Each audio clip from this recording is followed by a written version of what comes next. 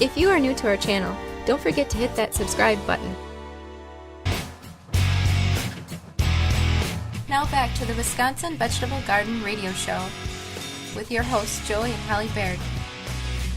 If you got a question, you're more than welcome to give us a call on the IV Organics 3-in-1 Plant Guard hotline. Holly, how do they do that, and what is IV Organics 3-in-1 Plant Guard? IV Organic 3-in-1 Plant Guard naturally protects plants against damaging sunburn, insects, and rodents, protects newly installed plants and trees, shields pruned and damaged surfaces for use on your roses, fruit and nut trees, ornamental trees, and shrubs. This product is non-toxic, environmentally safe, and organic. For more information, visit ivorganics.com. You can call in right now with your questions to 414-444-5250. And we've had a number of questions come in on the email, Twitter, Facebook, Instagram, YouTube. Email is twvgshow@gmail.com. Twitter is twvgshow or hashtag twvg anytime. Miss asked, can I make pasta without using all-purpose flour, as you talk about in many of your videos? Alternative to all-purpose flour, is that possible?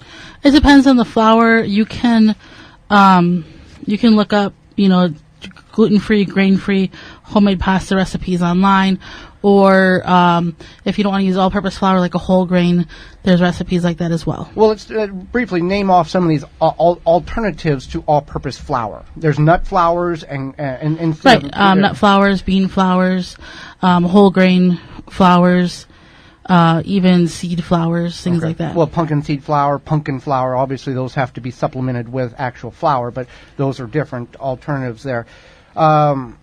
How long does it take for a tree wood chips to decompose if I run it through a normal wood chipper? It can take 2 to 3 years to break down about that. If you're just going to pile it in a pile in the back corner, right? Right. So that's why something like we had mentioned before, the Back to Eden method. When you're doing that, that's something of a permaculture idea. That's if you own your home or are on a plot where you are going to invest that time and energy into that. Now, if you just take those wood chips and intermingle them in with your compost pile, yeah, it's going to rob some of the nitrogen, but there's enough stuff going on in that compost pile, it's going to break down probably 5 to 6 months if you have a properly built compost pile that gets about 170 degrees core temperature. So that's one way you can use up some of your wood chips, or if you are able to get wood chips, if you shred them, or you got a wood stump that's been ground off in the front of the house or wherever. So, right. Yeah. So this person wants to know, why do you let grass grow in your garden bed? I have seen some in your past videos. I guess, like, why do we let the weeds grow, kind of? Well, not everybody has time to spend 24/7 in the garden. Let's be honest. We're just like everybody else. Weeds are going to come up. It's not a PBS program that we produce on a weekly basis. We're realists. This happens to everybody. We have gotten better over the years with controlling the weeds by adding mulches like shredded leaves, dry grass clippings. Even cardboard. And working the soil, and those weeds in which have come up in the past that come up the next year, removing them before they go to seed. When the seeds disperse, then you have hundreds and thousands of seeds now that have been spread upon your garden, which you didn't have before. So. And that's the thing, as Joey mentioned, we're not PBS, or we're not home and garden television. I work full-time outside of the home, and while Joey works on this full-time, we still have, things that we have to do. We don't have a team of people to come in and weed our garden. What's that like? I wish I knew. Another question we had come in is, well, it's not so much a question, but a reference to your Canning What You Grow videos, Holly, and we have 45 on the website. If you go to the Watch Us tab, you can scroll down and see all of these basics of canning or Canning What You Grow videos. And it's thank you for the blueberry jam Canning What You Grow video. This will be my first year canning this recipe. My first since I just made some maple syrup a couple of days ago. Thanks again. I've subscribed to your YouTube channel and other social media platforms, and I'll be checking out the rest of your videos. And that maple syrup blueberry jam, I think it won me a second place ribbon at the state fair. So if you get a chance, go check it out. Right. And we have one more compliment that I find was very interesting. Ronald C, he says, I love listening to your podcast in my home here in Zone 9B in Central Florida, USA. I am blessed to be able to garden 365 days a year, and I have more than a dozen raised beds. So people all over the country and the world listen to this program. Even though the information may not be relevant at the time where Ronald is at in Florida, you just have to tweak some of the dates and times that apply it for your particular growing area. Okay, I think we've got time for a couple of more questions. Let's go with this one. Why do mushrooms grow in my vegetable garden, and will it hurt my vegetables? I also have this problem with my seed starts. I have mushrooms coming up. I've pulled them, but they continue to come up. And we've experienced this with our Kellogg Garden products as well. Right. So in gardening organically, one has to think differently than conventional gardening.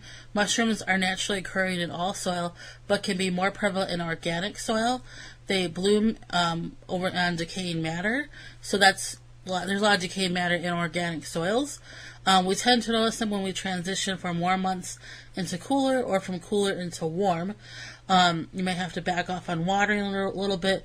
The mycelia, which is the roots, they do grow on that decaying matter, so kind of think about that.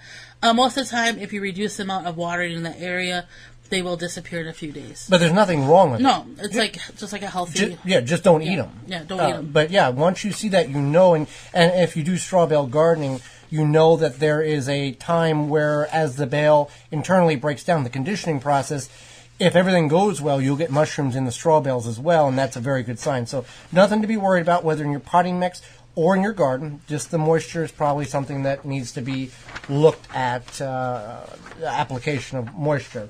Let's see here. What do you got for another one here? One of my potted horseradishes is going to seed, but I have not found anything in relation to its seeding. Should I let it seed and collect it, or cut it off and chunk it, which means like chunk it up to propagate? Yeah, divide it. Says horseradish is an invasive plant anyways. Can I keep the seed and eat it? First time year I've grown it. I have it growing in many spots due to the roots busting through the bottoms of the pot and growing into the ground. I wanted to make fire cider and have a hard time finding it, so I planted many eyes. I'll be more careful about what type of pot because, well, obviously we know horseradish grows pretty quickly. Any info greatly appreciated. Thanks for the informational video. Well, we couldn't find if the seeds were edible. Right. We did a research. There's if you don't know and you can't find it, don't eat them. Right. But the leaves of the horseradish are edible because they are part of. They're similar to arugula or kale, and they can be eaten raw or cooked depending on your preference. They're part of the brassica family, so they fall in that category of cabbage, broccoli, cauliflower. But you can start the horseradish from the seed, so she can save the seed and then start the horseradish from the seed if she wanted to. Right. And she's got it growing in pots, so you want to keep in mind that just like if you're growing rutabaga or rhubarb in pots, after about 2 or 3 years, you're going to have to chunk it or divide it because it's going to take too much space and use up all that nutrients that's in the container. Obviously, you're fertilizing every year, but you want to keep that in mind as well. Thank you for checking out the Wisconsin Vegetable Gardener Radio Show. For more, go to the WisconsinVegetableGardener.com for full-length in-studio video and podcast replay of Season 1. Season 2 underway and added weekly. Tweet us at TWVG Show or hashtag TWVG to be part of the program.